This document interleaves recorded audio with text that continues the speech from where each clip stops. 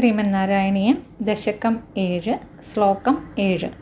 തത്രൈവം പ്രതിദർശിതേ നിജപദേ രത്നാസനാധ്യാസിതം ഭാസ്വത്കോടിലസത്കിരീടകടകാദ്യാകൽപതി പ്രാകൃതി ശ്രീവത്സാങ്കിതമാതകൗസ്തുഭമണിച്ഛായാരുണം കാരണം വിശ്വേഷാം തവ രൂപമൈക്ഷതവിധിസ്തത്തേ വിഭോ ഭാതു മേ. സർവത്ര ഗോവിന്ദനാമസങ്കീർത്തനം. ഗോവിന്ദ ഗോവിന്ദ.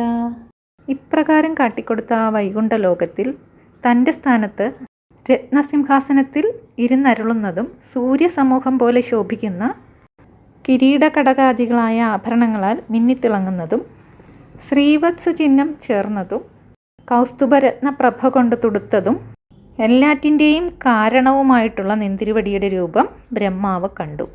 സർവവ്യാപിയായ ശ്രീ ഗുരുവായൂരപ്പ, നിന്തിരുവടിയുടെ ആ രൂപം എനിക്കും തെളിഞ്ഞു തോന്നണമേ.